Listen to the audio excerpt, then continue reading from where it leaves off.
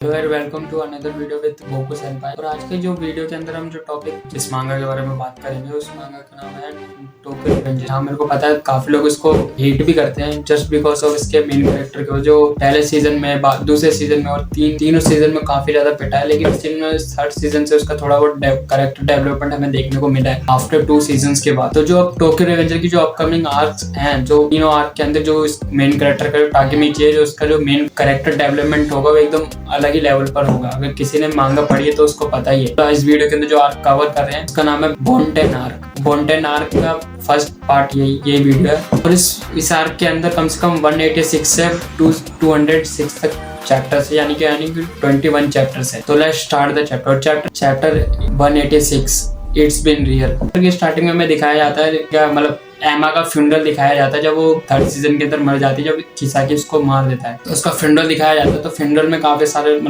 लोग होते हैं, टाकेमिची, हिना और ड्रैगन भी होता है और इनुई भी होता है और काफी सारे कैरेक्टर्स होते हैं। फिर माइकी कहने लग जाता है कि आज मेरी यंगर सिस्टर का, वो बस इतना कहने ही वाला होता है कि तभी ड्रैगन आके बोलने लग जाता है कि मैं एमा को पसंद करता था और मैं अपोलोजाइज करता हूँ कि मैं वहाँ पे नहीं था एमा को बचाने के लिए। तभी माइकी का ग्रैंडपा कहने लग जाते हैं मुझसे पसंद करते थे और अब वो भी रेस्ट कर रही होगी। फिर तभी एमा का फ्यूनरल फोटो दिखाया जाता है और फिर ड्रैगन को वैसे रोते हुए दिखाया जाता है। फिर वहाँ पे जितने भी होते हैं सारे के सारे रोने लग जाते हैं कि इनुई भी होता है और हिना भी होती है और शिफ्यू भी होता है, वो सब रोने लग जाते हैं। और फिर इनुई कहीं जा रहा होता है और फिर वहाँ पे उसको कोको दिखाई देता है और कोको उसके पास आके फिर उसके कंधे पे हाथ रख के फिर वो यही कहता है कि अब मैं तुम्हारी और मदद नहीं कर सकता और मैं अब अपना रास्ता खुद चुनने वाला हूँ, तो मुझे गलत मत समझना।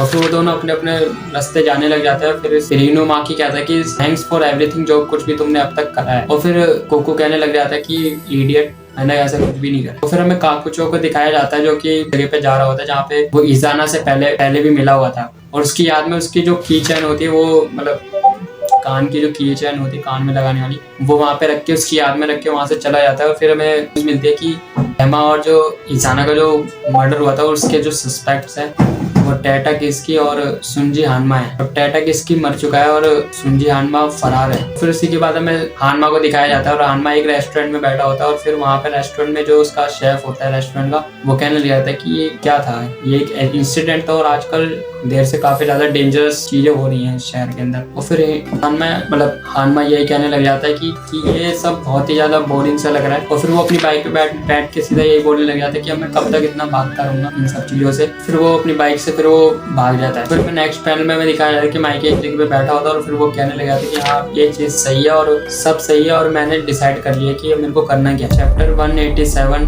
वे टू गो। तभी हमें दिखाया जाता है कि शिफ्यू और टाकेमिची एक रिवर के पास होता है। शिफ्यू रिवर में पत्थर फेंक रहा होता है और फिर उसका पत्थर 12 टाइम्स दूर तक जाता है और फिर वो टाकेमिची से यही कहता है कि हाँ तुमने देखा वो 12 टाइम दूर तक गया। फिर टाकेमिची कहते हैं हाँ मैंने देखा। तभी शिफ्यू कहने लग जाता है टाकेमिची से क्या तुम जानते हो एमा और इजाना की डेथ के बाद क्या क्या हुआ और जो बाकी सब कुछ हुआ। तो शिफ्यू कहता है कि हाँ तुम जानते ही होगे और तुम उदास फील भी कर रहे हो। फिर टाकेमिची कहता है कि वो किस तरह का बंदा था किसाकी, मैं गलत था कि वो एक टाइम ट्रेवलर है, वो कुछ भी नहीं है। उसके पास सिर्फ एक ही लाइफ थी और उसने अपनी लाइफ के अंदर उसने टोमान को मैनिपुलेट करा और टोमान के काफी सारे मेंबर्स को मारा और वो इतने ज्यादा और वो जापान का सबसे टॉप में से क्रिमिनल्स में से एक आने लग गया। इन सब के बाद भी उसने काफी सारी रातें इन सबको करने के लिए काफी बिताई होंगी, वो भी बाहर अकेले। और फिर टाकेमिची फिर शिफू से ये भी कह रहा है कि क्या तुम्हें पता है वो साकी फाइट के अंदर काफी ज्यादा वीक था, लेकिन उसके पास ब्रेन और जो उसका कॉन्फिडेंस के बलबूते पे वो यहाँ तक आ पाया। उसने इतना सब कुछ प्लान कर,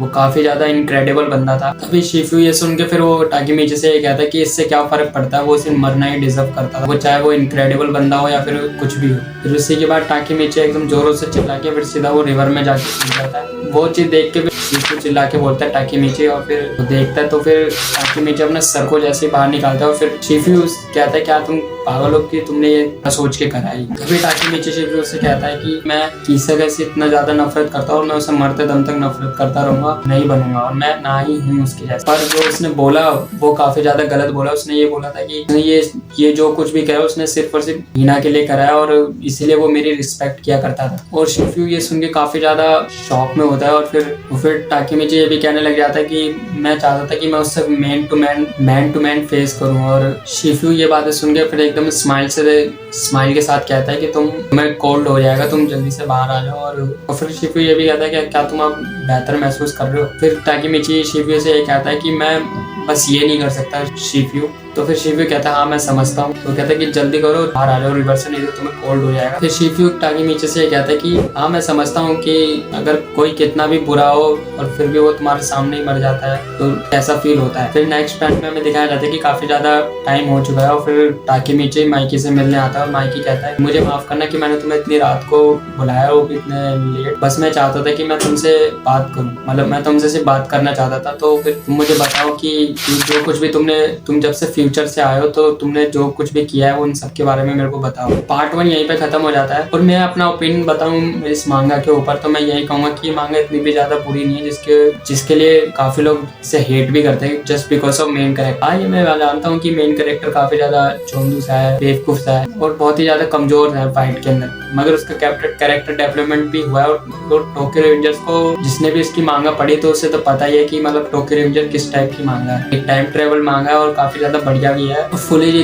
गैंग वॉर टाइप की, हम स्कूल में ऐसे सोचा करते थे कि हमारी भी ऐसी गैंग होगी और फिर ये सब होगी, तो इतना कुछ नहीं हो पाता। तो ये ज्यादा बेस्ट मांगा है अगर ऐसा फील आना है कि। और मेरा ओपिनियन तो यही रहेगा कि ये मांगा काफी ज्यादा बेस्ट है, किसी को हेट नहीं करना चाहिए किसी भी मांगा को लेकर या फिर किसी भी एनिमे को लेकर। तो अगर वीडियो तुम्हें अच्छी लगी हो तो लाइक कर देना, सब्सक्राइब कर देना, शेयर कर देना। मैं तुमसे मिलता हूँ नेक्स्ट वीडियो के अंदर। तब तक के लिए tata, bye bye, good bye.